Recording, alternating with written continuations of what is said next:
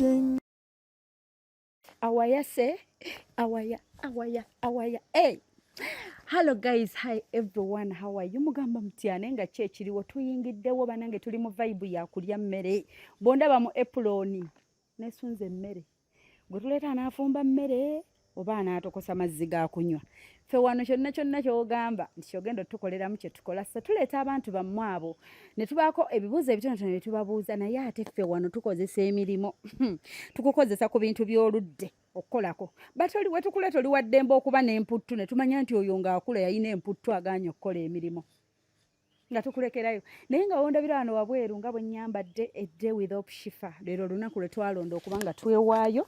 Yes, mukukola emirimu ate tuba turelaxinze. Kiba kiboozibozi why not kunyumyamu wano na wali kwemanya tuleta baserebo bammwe ba socialite ba business abantu bonna abayina kye beekolerawo mu ggwanga. Omuntu yenna alina story.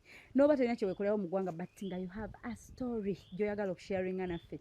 Wano okamu spend a day with Shifah. Mugenda kwebuuza tubisanga wa ku YouTube channel yaffe wonso omwagalwawo surprise your loved one. Olunaku lwaleero tulina omugenyi. Nyimiriridde ddala wabweru. Sigenze wali eri we tutegeka emirimu we tugikolera. Nyimiridde wano because omuntu ndi mu directing atatu. Leero no bane bwendeese. Omugamba soma akapande bwe kati ngagamba akapande nze sibitegeera bannange. Ye buli kimu atwaga tabitegeera. Nyimiridde wano ndi mu kumulagira. Naye nga nkyamulagira nyongera bajjukiza nti munange ffe okuyimirira wano ne tuba nga tusobola obbaweereza tuteekebwamu ssente. Tuyina abo abayimirira ne bagamba nti nedda Shifah ne program ye balina oyimirirawo nga batuweereza no matter what. Yes, bwento kankone ku Hypex Studios bali awo ku Busaabala Road na Janankumbi ni ya Cobbins Hotel gwetuka awo nga ku Cobbins Hotel na Janankumbi but Busaabala Road. Oberengo bakona ko gwe wenna eyandibadde ngo ina photoshoot gye weetaaga oyina omukolo gw'oyagala okutegeka mbaga kwanjula kuhinjira engagement party, bridal shower, baby shower, oba birthday photoshoot. Kyonna kyoyagala. Oyinza n'okuba oyina business nga otunda engoye, oyagala ku photoshooting ngoye zo, whatever kyoyagala okuba nga okisigaza ku memory babayise Hypex Studios. Kankusomere ku namba mukwano. Ennamba ziri ku screen but ate kankusomere ku namba obasanga ku 0754 19 2434 njiddamu eri plus 256754 192434 babayise Hypex Studios. Namba ziri ku screen bekwate oberengo babookinga bukyali baba busy nnyo but please gwe tofaayo omukolo guba gwa next year in January. Feb book now glow account you start depositing mpola bakwata mu bitundu bwenchi ate neeyongeddeyo omulungi atulaba nyongero bajjukiza nti Kampala Polytechnic Mengo bwetto bo batuwa omukisa okubanga tuddayo ne tusoma mu myaka gyaffe gino obukulu egy'obukadde tukkirizibwa okuddayo ne tusoma nga tetujeregeddwa tetusekereddwa kwegamba naffe ntufunayo kye tuwefunza n'ofuna title gye weyita nti yes I did catering, you know what I did fashion, you know what is njagala okuweereza ku TV nga Shifah nawe n'ogenda n'osoma amawulire kyonna kyoyagala okuba ng'osoma oyagala kufumba fashion nviiri makeup hair dressing kikyoyagala yes babayita Kampala Polytechnic Mengo bali awo ku Kabakanjagala Road. Yes basinkane obere ngate weyogerako wabula nkujjukiza bagambe nti namba Shifah yagimpadde automatically abo bagenda kukola ki kubeera nga bakusalirako bagenda kukusalirako password bakozesa Shifah kigenda kuyitirira bwe tutyo kanziremu mukubire yannumiza dde omutwe sigenda mubagamba mugenda mulaba nga abatuuseeko abangi kummwe mubadde mwebuuza ne Shifah omuntu oyo ekintu ekyo akikola atya akifuniramuwa yakiyiya atya ani yakimutuma idea yagijjawa okitegeera kankubira omuntu oyo sigenda mubagamba nti yegundi but bwe naamukubira wano ne mumulaba yansumbuye dda kati mnange simanyi oba lwaki tasoma bupande kyokka bw'aba akola ebintu bye ebirala abeera bulala naye kati wano mugamba munnange soma akapande bwetaba oti this road lane bweti shiplot namba bweti nze sobeddwa kyokka obudde buyisa ate nga tuli halo nga totuuka bannange ono wapota malaya ndeseno wansi mwansaba kasambu omugambye kasambu ontwala mu ggulu angambye mbu kasambu ne mugamba ndekawo sika nze mbadde manyi wagula dde emmotoka kubanga gwaturendinga ate abantu banganya n'akabalumira bansi badwali banyaze bannaye nawe Kati ekyo njogedde kyaki kibadde kyetaagisa. Bannange anti bannange olina mouthpiece naawe. Nyina mouth spoken. Enjuuta kana akapande simanyi tutu ndikana akapande ka tutu nzikirira. The word is Bishop Tutu. Kati jangu straight nyimiridde bwera ogenda kunda. Maano wafumbirwa wanabulala. Bannange. Ne kati ekyo kijjirawa. Nene nyewe kwega bana ino kumejja wajja sede. Kulange. Bannange. Ekiza ne wata bakazinda alabeera asabuka.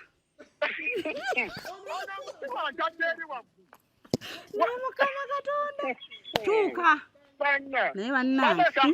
Bantuuke ne bameba waliyo enjala ennuma, enjala endibubi. Kaso anti gwagenda obbifumba. Eno shebera gwagenda tufumbira tugenda olya ffe wantufumbisa abagenyi. Naye Mukama nze kankuggyeko tuuka. Ale munaye ka eyata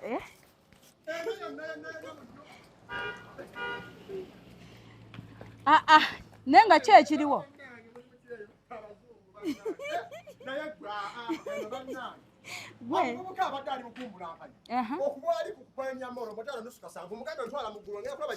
Olonga takusedde wantugirawo. Kati batusobola ngamba ate nongamba bate ku tumanyi dutu. Bishop Tutu. Bishop Tutu.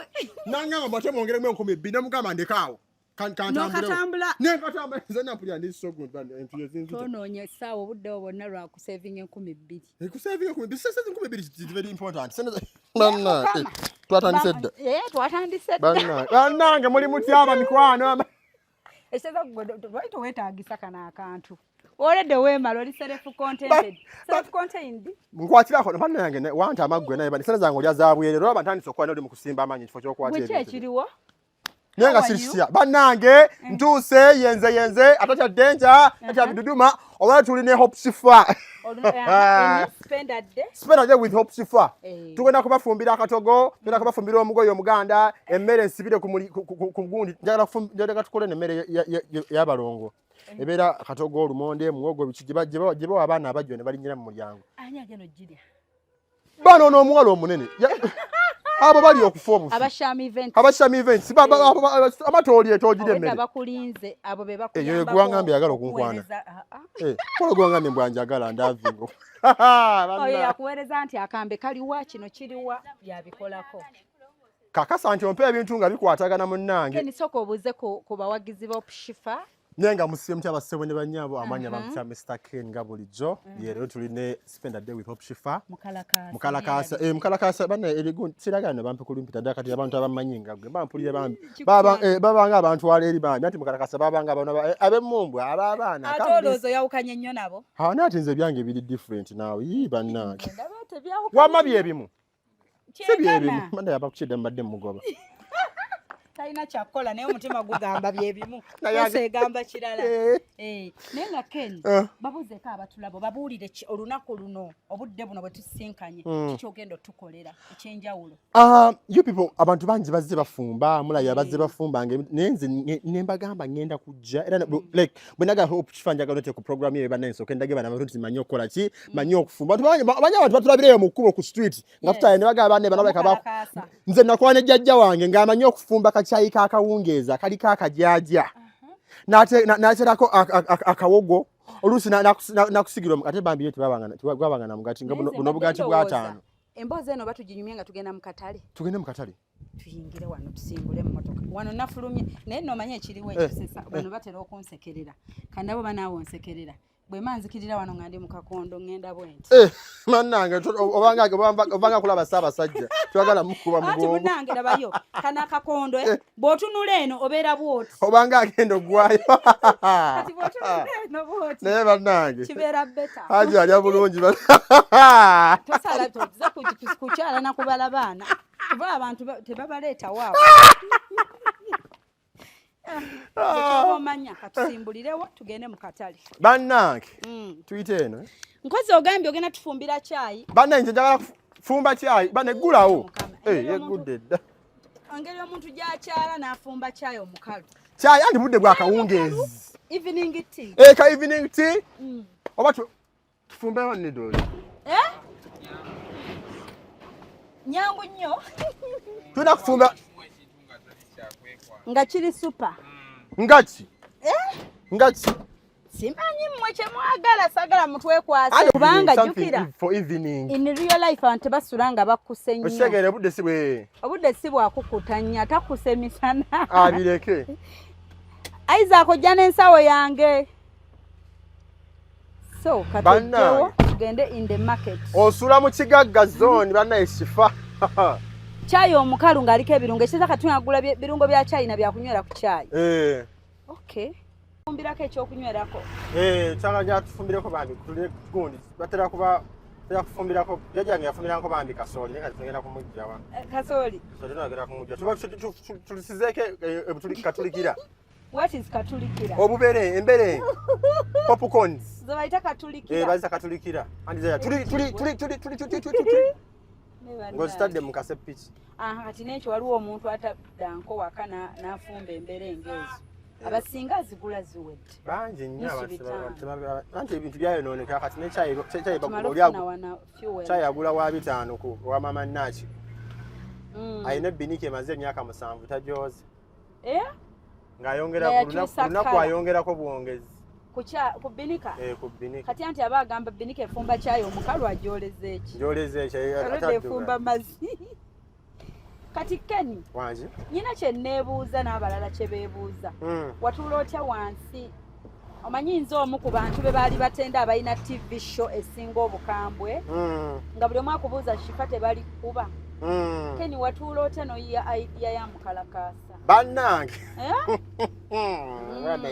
emboozi bangi tandikire nawa kuba mpanvu nnyo wagoloka otya olunaku lumu n'ogamba ensi yeetaaga okukola ki naye nze badde kuva dda badde nze sata badde basinga balowooza nti kujja ku internet ntandikiddeko ne Mukalakaasa nze mbadde ku internet for some good time naye ng'onoonya ekintu ekisobola okukola something that abantu bagenda okwembracinga bena twabikolakola tuzinya amazina abantu babiganye twekoze obungodira tununya emimwa olwo nebukyalanje bokola nga simanyi bwewekomba emimwa wa batya simanyi olwo bukyalanje bokola nga bwekomba emimwa bwerecordinga mbwe abakazi bagabe bannangasex ng'osanko 0 views ekikigwe like gyosaza kwa wagamba ng'amaanyi g'okosezza okkomba emimwa comment ng'erike bavubuka mufune ku by'okukola bwatula noganyina ofuna ebyokukola nogamba netaga kubanze kuva ddanga obwongo bwange bwesera just nga bonogamba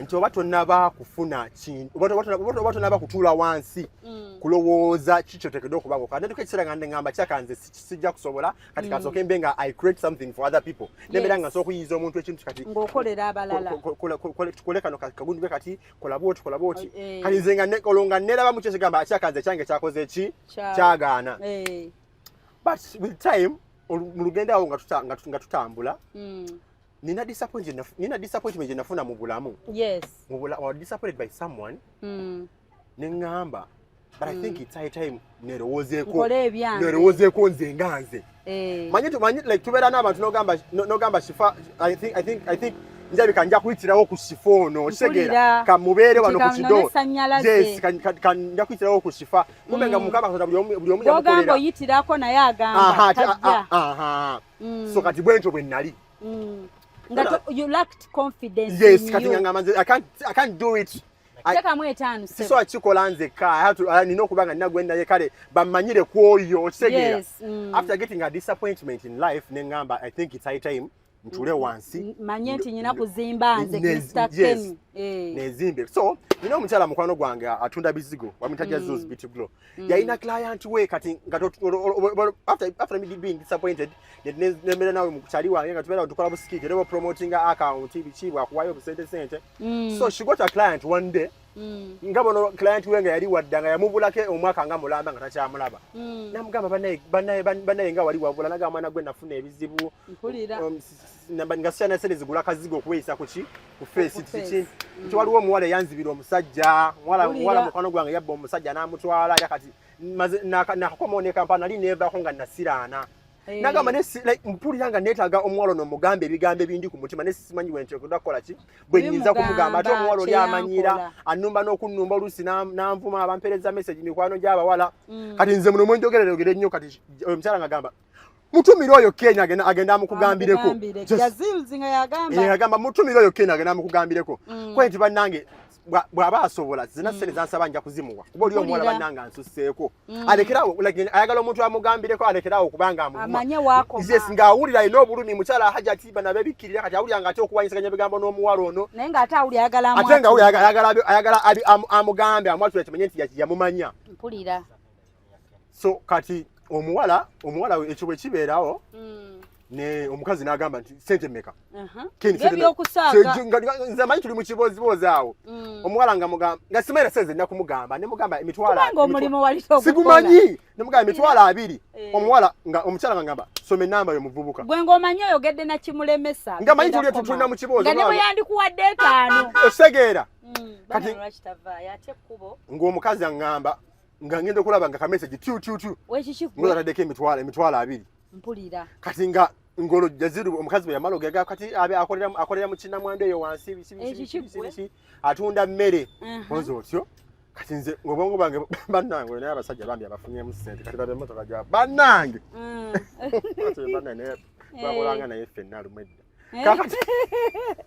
kakati munnange ayina edduuka awo akolera awo bambi abasajja abafunyemu nnyo bannange kakati omukyala nterako ssente kati olongo omutima gunkuba kati Jazil yali yangulira ekizindaalo yali yagula ekizindaalo nga tukola adverts z'okulanga ebizigo osegeera bannange mwe abatagala kweyerusa mugula ebizigo bitunda ebizigo bya bannakyo kati ng'ekizindaalo tukozesa kulanga products ze ku gundi eza Jazil yes kati nga ngamba ate ogenda kukola otya kwati ekizindaalo ogenda olangira omukazi owuliriza omukazi omuwuliriza ka video ezo sente obuzikola zibeeramu amagezi nawe tobanga ate musiru nga gwe gobadde omulimo gwe yeebuuza nti nkoze kati nga nze neebuuza kati olwo ngenda kukola ntya so ate bwakiŋŋamba nekinyingira mu bwongo ngeri gender democrative art obwongo bwange bwagattirawo mangu so nga mpitaawo mukwano gwe nemukwano gwe bamita Shakulu nga mugamba tugende onkwate video nga omukazi mukubira nga mpandagire bulungi nnyo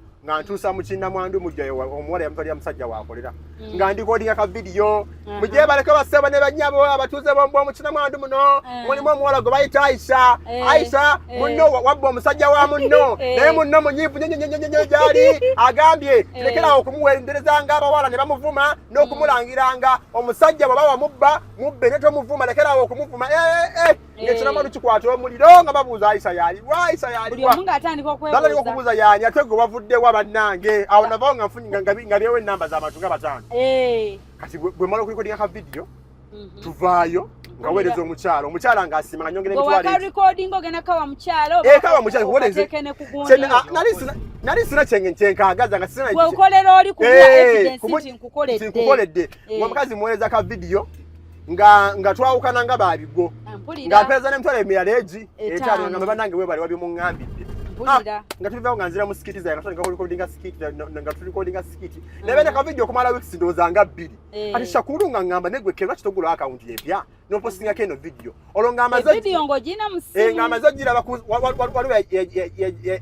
omukyala yagisharinga ne bagissa ku status anti jjuke wakolera mu bantu bangi walayo abaddeyo amasimu kati oli babukwata awo kati Shakulu ngamba ka video kano gulawo akawunti okakole ki okapostinga ngamba naye byakwesa ngamba laba nono fala ngagulawo akawunti ng'ogamba byakwesa ng'agiyita Mr. Ken naye mukwano gwange oyo mwagala nnyo ng'agiyita Mr. Ken ng'ateekayo ka video era bwe manye ebyakweyiya ne data nga simu ina nali ku wifi wamugaga ku dduuka tuvudde ku dduuka tuzze yalina Friday wifi Jazil tuvuddeyo nzize ewaka yali Friday Saturday Sunday kati ku Sunday akawungeezi Jazil ankubira essimu ngamba gwe Kenny omanyi video bweri mu kudduka speed ku internet abayimbi bali mu commentinga kati nze ngamanyi video zangamba zo shooting ezirange zizigo ngamba ezo video zitambula nawe nangamba tosiri wala ngamba eno video twaje wataddeyo konze eriwa yonna ku account ya Mr. Kenny ngamba laira walaye ngamba tonna bagira konze sereba kugira basina data nganterako omutwalo ogenda okulaba video mu lunaku lumu ngeina following ya mutwalo na ex emitwalo ena Kampala Polytechnic Mengo eyita abantu bonna abagala okusoma course ku ddala lya National Certificate, National Diploma ne Higher Diploma nti okwewandisa kugenda mu maaso mu courses nga Civil, Electrical, Mechanical ne Water Engineering, Architecture, Electrical Installation, Auto Mechanics, Plumbing ne ICT, Catering, Refrigeration, Cosmetology, Hairdressing, Fashion ne Design nti eri abamaze Senior 6 nga bagala Diploma, abamaze Senior 4 ne Primary 7 nga bagala Certificate, mutukyalire leero ku Kabaka Njagala Road okuliraana olubiri lwa Kabaka kumpi ne Olcom Petrol Station oba tukubire ku 0-4-2-26-7-3 Kampala Polytechnic Mengo, beyond limits.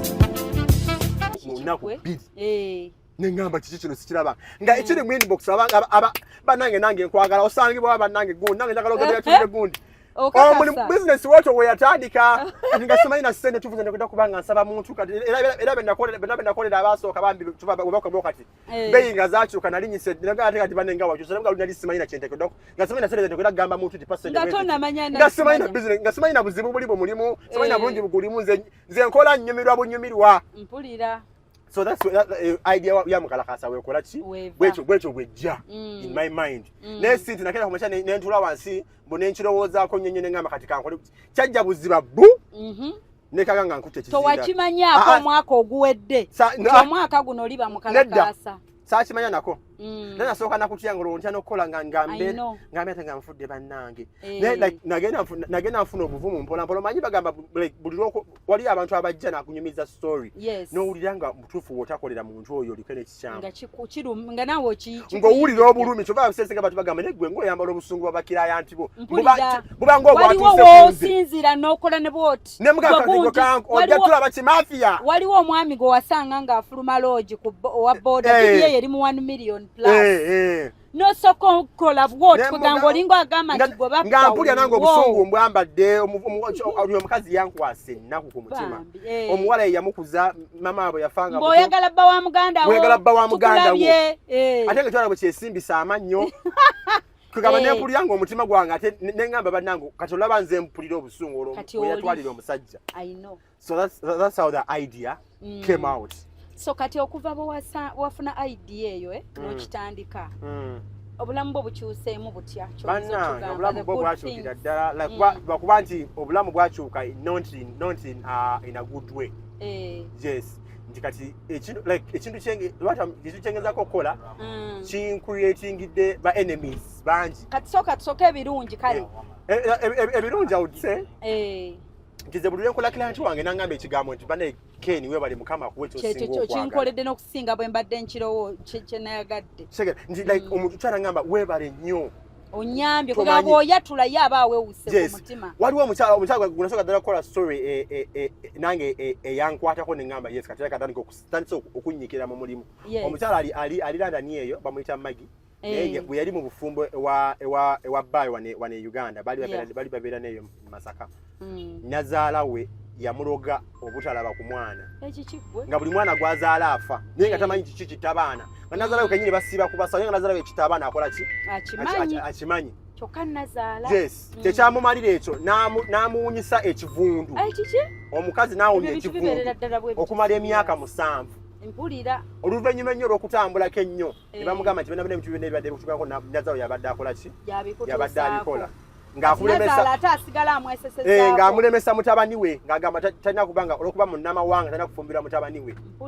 So omuwala Mukama Katonda bwe yava mu bufumbo bwonna Mukama n'amugulirayo ekkubo n'agenda ebweru n'afuna omusajja muzungu n'agamba n'ekinumidde emyaka kati 10 njagala nje tulina omukyalo n'omugambe nti kati singa ebirungi byendimu tubinyumirwa nze ne mutabani we naye osanga osobola osanga singa tiyatta abaana bange singa nina abaana kwe baliyira okitegeera. So natumaganya tuliro mukadde tuko kumufunga embeera gyalimu nga Mukama kitufu yamala dde okumubonereza nga tekyetaaga mwatulira kumwatula nene nagamba sina kyakuba nina okukola kino okwatula kuba nemuyisaamu eggaali so okitegeera obulumi obwo omukyala ng'olaba omukyala obulumi bw'alina ku mutima sente aziyina kuba si buli omukendi si ffenna mbu tuli balogo g'oli atolwanisa eddogo kati nange nsobola osanyuka nga njatudde era oyo omu ku bakilanti bange eyampa ssente zinasobola okukolera nange ngenda kuwa omulimo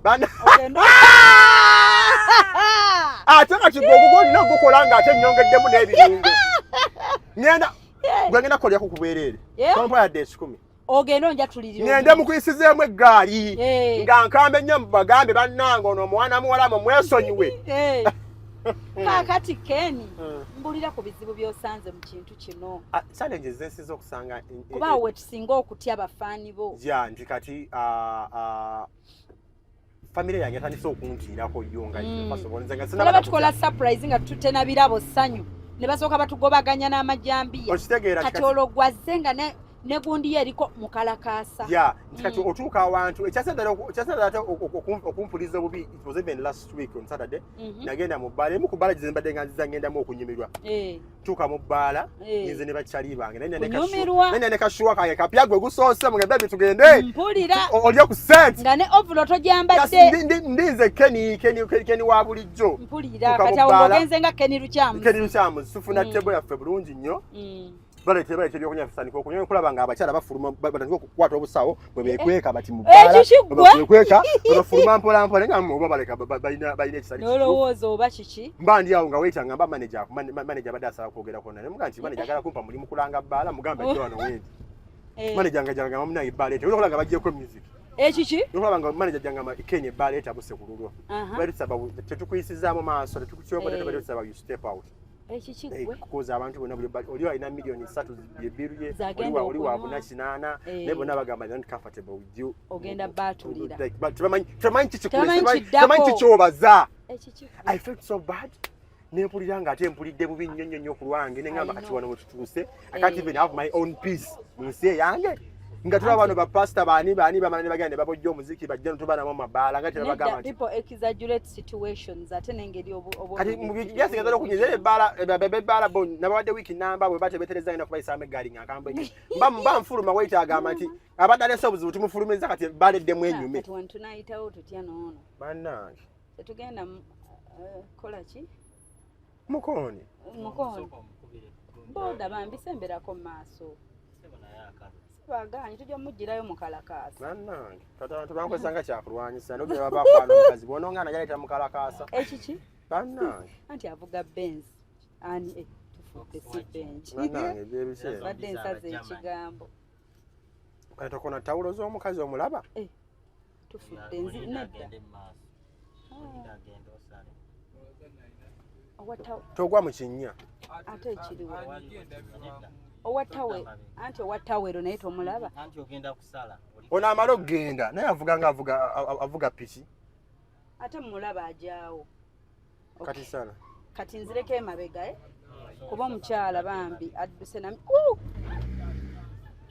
tamanyi nti emmotoka okudda mu maaso emala kugira kuddako okudda emabega bizinesi yange bambi ndi mu bbulaaka waliwo bano bambi tubeera mu ntalo buli budde abapaakingisa naye kampete eno it's okay mbasobola bano ogende eno munda ono tompa parking it's okay kubanga wendaga wennyini wagenda okumpa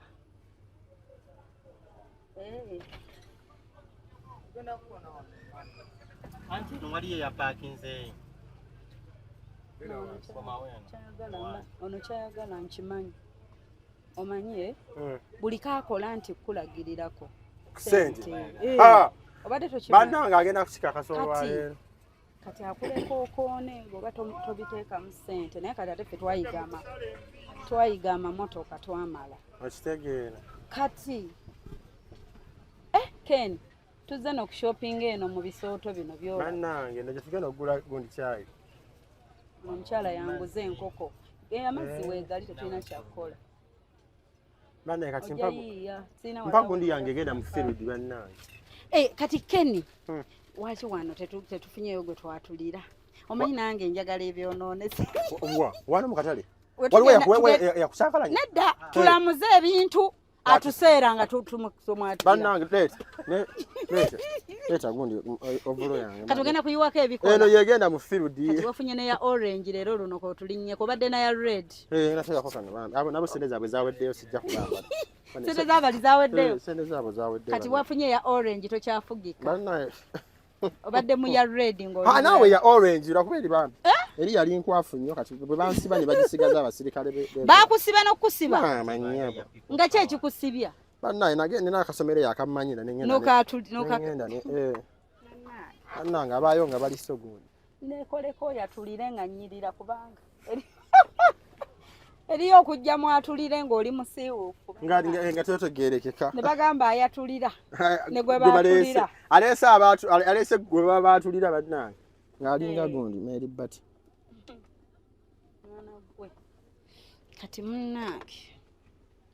Gwe bana bakazi bakolera batya mwene mugundi management ya Katale ebi kuba kati ekisoto kino ekiri pangwa no kuyisaamu eggali kuba tosobola kubanga eyo nayo nze ngamba wandigiyisizza kubanga wano singa waliwo bana abantu bonna bali mu Katale basasula omusolo okitegeera kana Katale babajja kuba kiyita empoza negwe size na sandals kati Erianda Allah genda ofune aweri Erianda erimu teririmu tegera njagala labo baye batala n'akazindaalo buli omwana onya jadda kulabanga batandise okwekweka ekikigwe sinza ataleese siripa kuba byanisinga abo badde ennaku banneetondera no ye abane gambutusi lero tazireese kubanga tikikusuddeko munnange kati ate nga nze njala twatulire okata bagamba bannange kati azze kutukola ki ekikigwe azze kutuyisaamu ggaali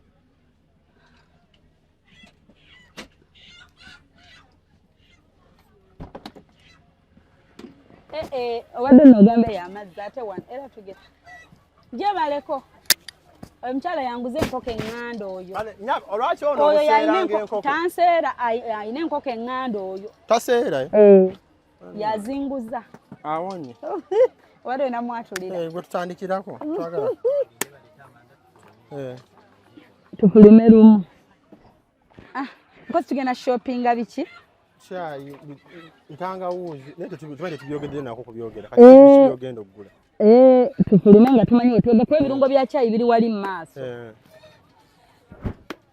tugenda kono kaleete gundi kaleete amanda tutandikire ku ekyo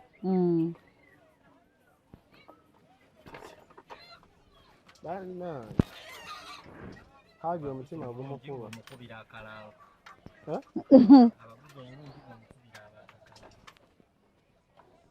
bana oli yatidde ddaga bana omusajja gwena si wange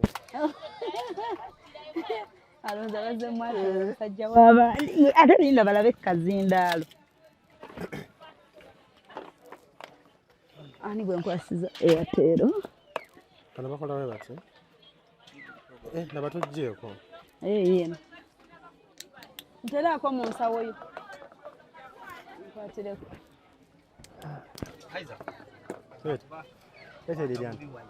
bambi nze mpulira njagala waliwo kano akayimba mpulira njagala kusala ku kigambo njagala byonoonese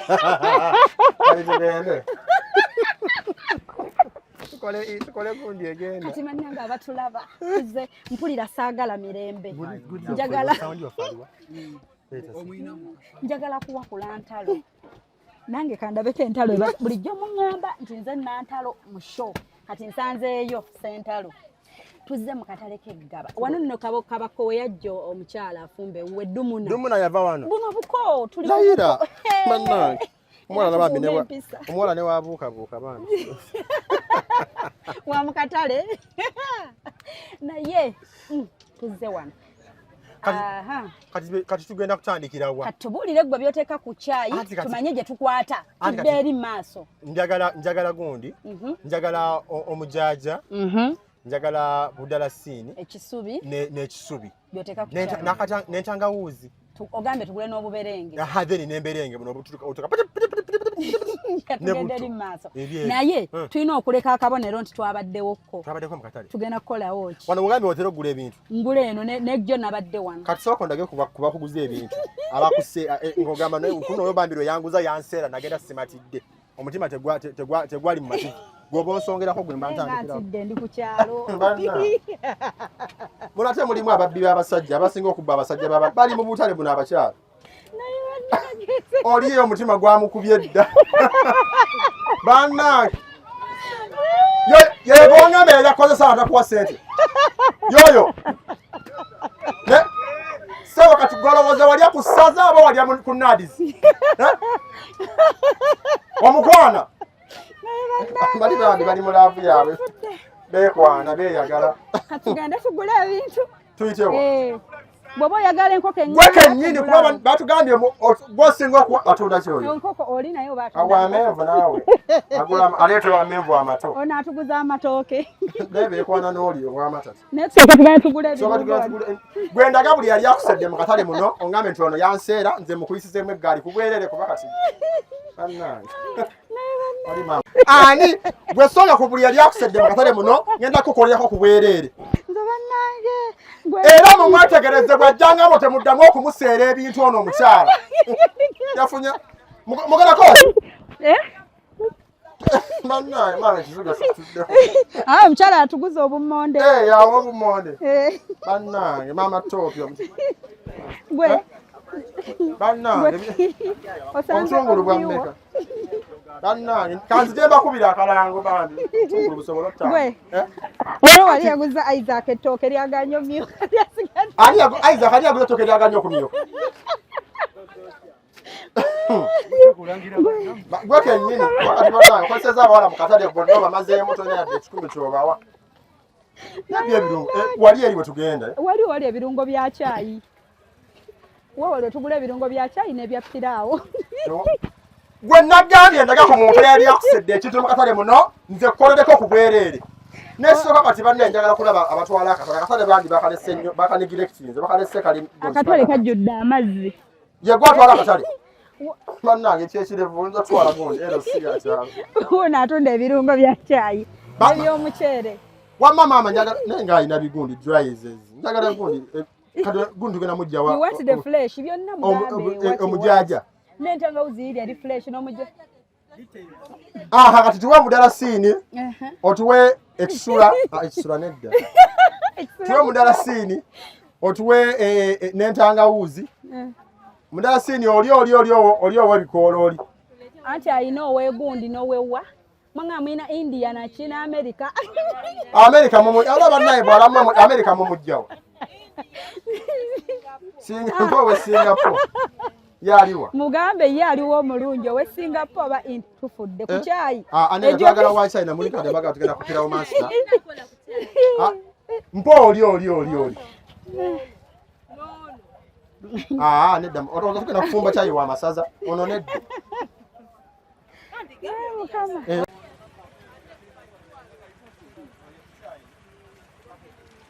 moyo dani broken what ono de fagi kati tupimire okuni wa 10 ono kwammeka bono babuti kwammeka 10 wuno ya entangawuzi ya 10 n'entangawuzi erimu ebika nazo zirimu ebika kati zono zezo Singapore nazo so nyongero bajjukiza lwaki sibawa ate bafotographer abakabi nemba wa connection ne nga sinaba wano babayise Hypex Studios obasanga awo najja nankumpi ni ya Cobbins Motel Busabala Road ye enamba zaabwe ez'essimu basange ku +256 754 19 24 34 obo basange ku +256 789 34 38 02 for editing video editing and shooting, covering all functions like wedding, birthday parties, introduction, corporate parties, etc, meeting, conferences zonna bazikola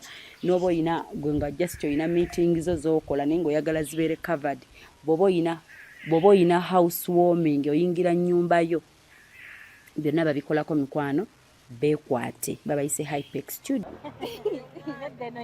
kati eno gy'obomba bambi byabaganda byansobera byabaganda byebisinga obulungi ebyebisinga obulungi naye baganda bazekero tuseera ebirungo mukwano mulekere ngaawo okuseera abantu abazze obbagula kabantu balina ebizibu byabwe olwokuba muli mu bibiina munonya seera z'ebibiina kati nga museera buli muntu ajja ku mudaala ojja kakasa oba bizinesi tefuna mugiveemu muddemu eno eyange bannaye balokwe babatuge kati ate omujaja n'ekisubi ngenda kubijjawo wali ewo oli mama Nasanga kati bakubanjayo mmeka babuuze bakwata meka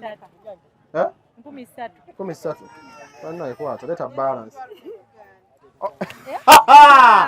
bannange ono omuwala alina akamanyiro ompise muyindi buli gwe mwalo gwe gomwaga. Tugenda bangamba batambuza kuno bambi obulwadde kugenda kuno. Njaga nanyi wa bakulage mugamba bakulagirire. Ontwale. Tugende. Ba Ondaga sente. Bande soko olomugagga mwalina sente amalo kundaga sente. Bangambye kuno mukozesa abakazi temubawa sente. Abavugagana amaato mwebase basekuli. Bannange buli alinnye ku lyato sente zo mu ngalo bannange mumanye tukere ne mwekubye ensimbu mbisomanyi mwine ebibalinnyeeko nga temulina sente. Buli omu sente ze mu ngalo nze kondakita omupya.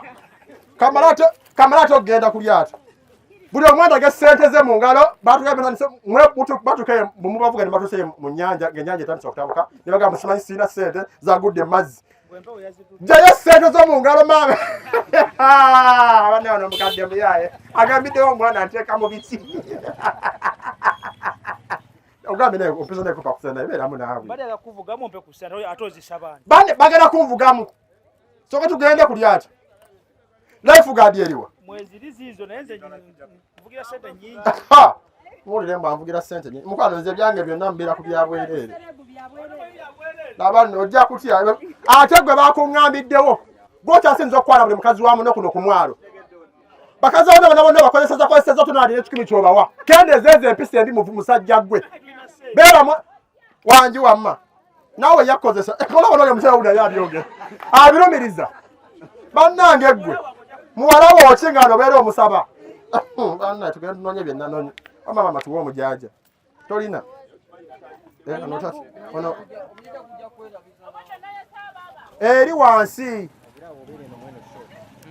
Kano mnyanya tugenda kujjawo. Katonda wange. Akatale banaye kagwana kuzimba Collins. Ze bampo ekifo ky'omubaka mu sulu kyonja kubazimbira akatale ka Collins. Waliwo gondi yani Rosemary. Wali baba uno wano. Aliwo. Mbadde manyinga nga mayite mutanda. Ke Rosemary wabbiri. Ate omujaja. Omujaja oli mukwano gwo wuli agenze kuleetera wuuli akunoonyeza. Oli. Oli gwoguzeeko wali ebirungo. Gwe guliwa? Wuuyo. Ogulabye? Teguliimu ye? Bannange. Ate ekisubi. Omukyala oli akwagalamu. Onjagalamu? Baneka, nze business gwe mbeera banne ebeera ekola. Ama sweet mukono. Ndozo bafune close up. Oyo. Small. Nze ko. Nze Kenny. Kenny? Amanya ko gwani. Nze Kenny. Atongamba nze Kenny. Kuziza amanya ko siri nyalyo. Erinnya lyange. Nze Mr. Kenny. Oli abantu No yabasi. Bane siri muganda nnyo bannaye ajja. Mukyalo tekamu ne okura. Mudarasini. Ne okura. Mudarasini. No koti simanyi. N'omujaja. Omujaja tulina eka. Tugenda gufuna eriye. Breast can yatusimbira omujaja. Tugenda tubayigirize bafumba kachayi akaganda akadda. Omaze otuwa provize. Ne kulokuza kuwadde gundi. Rosemary. Muwe sente. Kale ziriwo oli mukwano gwo we tubadde. Tugende. Mama w'abaana mulina wote. Tulina show ya kufumba. Eyo n'omukyala. Show ya kufumba era naye bandi bamanyi okufumba. Ku TV. Tomanyi kufumba. Jangu tugende. Jangu tukuyigiriza tugende kati jangu liye tugende. Baba. Bajita Mr. Ken TV. Mr. Ken bambi. Mpya bannange. Oli mufumbo. Bawo yange. Onoonya. Muleke yeyogerere. Ono musajja. Tono bane. Muwanoonye yeyogere kwati Tono bannange. Mukundi muleke baga ine ebizibu. Oba buli bukiwe bakutte.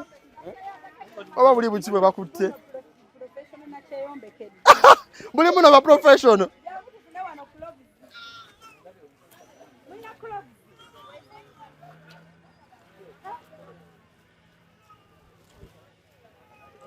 Zeziriwa. Wa 10. Tuwe bbiri bannange. Oye namungi ogenda bikozesa ki kyokka tobyagala. Mbitereka. Cloves is medicine.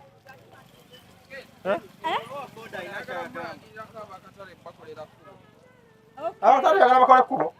Ofisi yaabwe eriwa. Ate nda Katale ka nze nsobola okuba kulangirirako. Yogera nti ate tobiriiko. Bannaye n'atuwa omulimu alinga bamalaaya. Omulimu ogulina ate kati toyogera bannange naawe. Katugende kubategeera. Nebitungulu birungi banera bisyane kinyirira banka. Neto nanda oganya okundagaba Juni bali abakuzize toke efu. Aiza maso. Tugende ondagewo.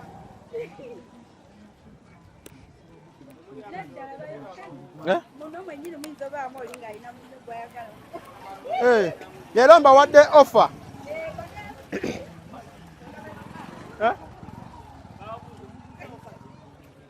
Kanyimye naano wennyini bategeeza. Twakoleke male n'okwongeza. Bannange! Mujabaleko basaba ne banya abasuubuzi b'omu katale kano. Amanya bampita Mr. Ken Mukalakasa na Community Radio. Olwaleero nina omukyala Hope Shifah nga ndeese mu katale muno mwatera okugula ebintu ne soya yakufumba naye nga naŋŋamba mpeeyo omuntu omu offer ng'oli mu katale muno ng'ona gweyagala nkulangirireko ku bwereere oba neibawo ng'akuloga akusimbira eddagala weyagala kukimwatulira bwere free of charge gwe weesoboleyo ŋŋambe Mr. Ken offer omugege ono ye sponsor w'olwale yataddemu ssente mu kintu kino aliwo ayina munnaamulogo w'okumpi omwina oli omwana nawe ate oyo mulenzi ani aloga mwenna mweroga kati mwenna mbalangira lumu mulekerawo okweroga baasi teeka kano katalekeewa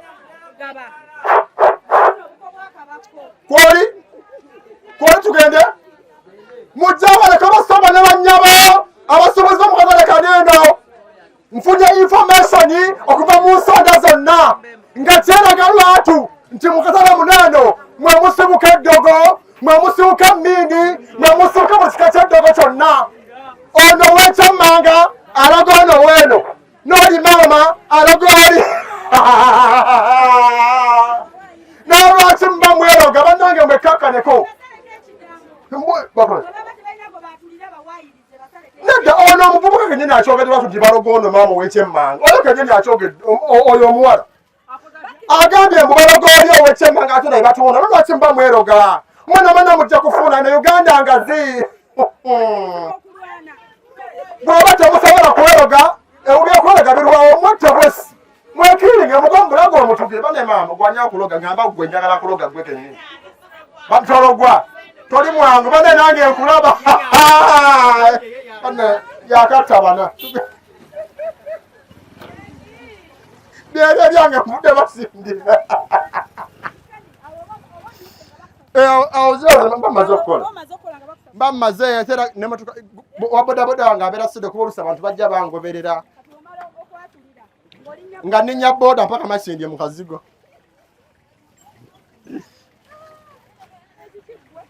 awo bizinesi nonemerako okinnyonnyola naye bannaye babakolera akatalekko bayita mu myala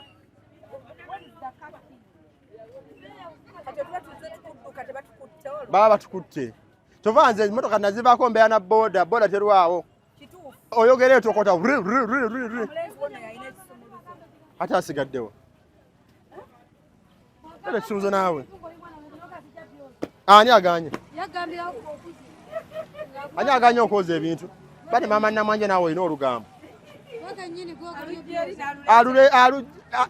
akolera eri mu bya byennyanja eri naye avuddeyo ali eno mu b'emmere abanyumiza bannaye mumugobenga si mwangu atagenda kubbira omusajja oyo yagamba tajja kubbira omusajja oyo mwegendereze si mwangu Juni abadde alina okuba nga yazze ddeno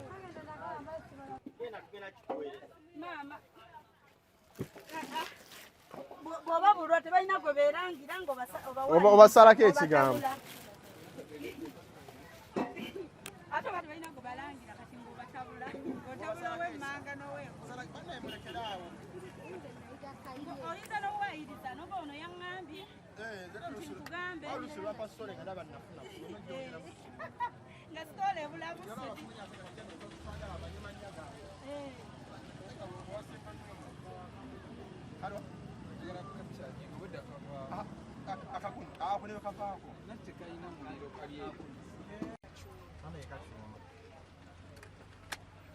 Never when you have a solo zamo, you also a gamba to the Zakatan.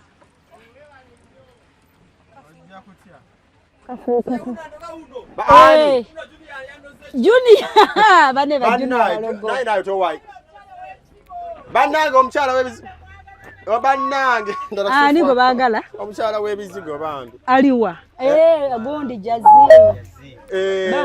Omushala w'ebizigo mu munda. Gundi Jazil w'ekizigo. Bannaye bamwagala okufanira bonna beeyebisa no yeeso. Bamulinamu ekyama. Bakiraya nti be bambi. Bambi. Bali all over. Oya bade lala sente zange ngende. Lala sente zange ngende gwe. Mubadde mukyatwagala. No, wali wano it's okay. Lala sente nawe ngende. Basene nawe ngende. Munayi. Aida wallahi. Nze ndi driver we. Oyo mumwagale nnyo ali ku kipando. Oyo mumwagale nnyo. Ayaya, ono weno lisimumanyi. Munayi. Bana kati bagambe ono nga wa mugeze onazzeeyo n'atuviira. Atidde mulangira. Kati wa Jojo tutuuse. Oba akyali nawo Jojo zibba. Jojo ba business. Yagisingirayo omuntu. Jojo ba. Aliwa. Siraba njaka omukono gwange Jojo muno. Twetwaga mutizinga. Bannanga ayinza n'okwera. Naye n'atuviiridde bambi yeebale. Jojo taatye naga bannanga ani yabapangisizzaawo. Kamanye mmotoka. Tunoonye. Jojo akyaliwo. Ebbaala ya Jojo. Kakoze Jojo ebbaala. Bannange. Bano balinnyira bandi ebiri eri abagenda mu gundu. Bannaye abasajja abalina olugamba abazannya ludde emisana. Mbu Jojo teyakoze. Teyakoze. Awaawo Jojo. Jojo aliwa. Banna. Mugambe bwe yabbira omusajja amunoonya. Bwe yabbira omusajja amunoonya bamusindiseeko. Ajja kutya. Bajja mugamba. Mugambe otambula omuntu ng'olina mu bibyo ne baleka okubanga beeraliikira abantu bakozi babikolobero hope. Amanyabo. Ensi nnyonoonefu. Olubutuuka mu kifo nga batonze okuba nga beeraliikirira abakazi nga beekweka abasajja abenzi nga badduka. Maama alaba enkuwa. Kiri kiti eyo. Oyongere muke wange kati. Oyongere wange. Ewange. Genda straight kati. Sabula.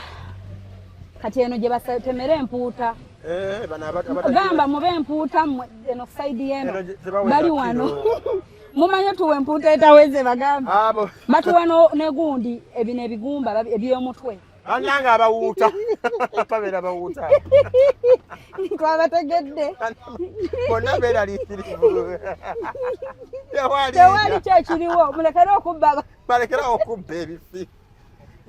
Bateka kilo mu lusani munene bakuwa osanga kwa ebifi bina ng'ebisigadde bino ebigumba by'omu bitwe. Ana atale bujosi mayiti kanene nabwe kati. Nze nyingirira ino enfulumira eno sitawaana kyuka. Naye Mukama. Naye bw'ojja mu kifo tomalaawo wadde okusukka ddakiika asatu. Sizaagala kulwawo. Owa boda alina okuba ku kigo. Boda yange eba etokota. Ate alina kubaako mabega. Alina kuba Tulaje twagendeyo sebo twatu kyawo zambo emotoka kiwuka nga batuuse bisangulemu. Video gijjemu gye muva okwaza konza debisi. Nagamba video gijjenga mangu. Kajjukiro olina okulaga oli naawe gwe wakoledde. Osegeera era kasese akasesema nali nno kasesema kati okuva ku olwo. Video wagijjamu n'omala. Bajja abasajja baali batabuliki bana batemba empale. Abagwamu ne bayisaamu eggaali nga nkambwe. Bannange ne bajja banja. La akbar jja kubijja mo. Sebo batutumye tukwatulire. Batutumye tukwatulire mboyina goyagalira omukazi. Gweke nnyini bana mbo obwenzi. Wuno mwatulire wuno. Muzeyi ba. Soko je oberawa.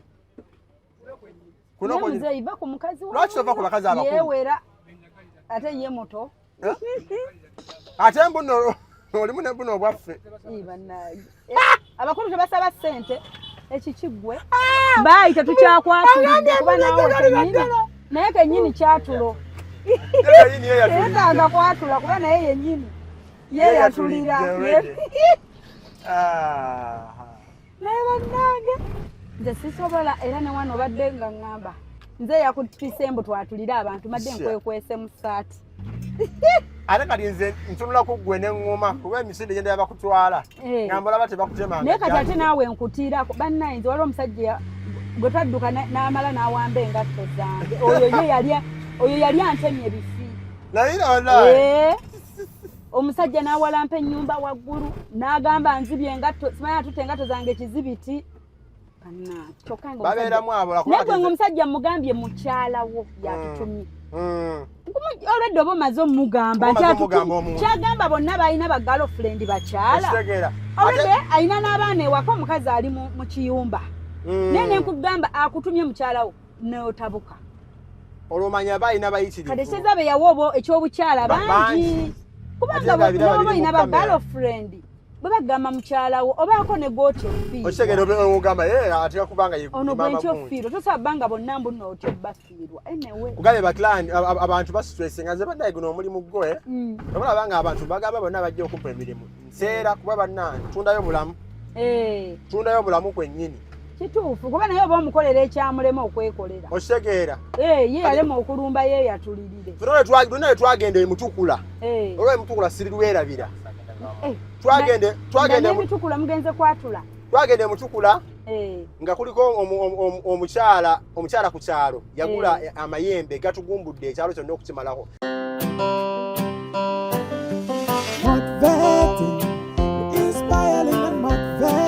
Okubiri omuntu yandibadde okubeera ddala omuzibu mu kyenkola ye maama wange.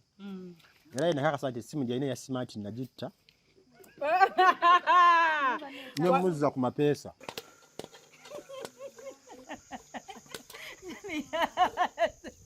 Obuntu sina gamba lukira magulu mukwano ntuke wano. Ekibuzo ekyange ekisooka byombi biri around mukyalawo. Ekisooka bwe bakusindikayo naye omwatulira Mulongo yali anoonyayo ki ku musajja wa munne tebaggwa. Motivating, inspiring and motivating. Motivating, inspiring and motivating. We hope Shifah, we're inspiring and motivating. Keep watching.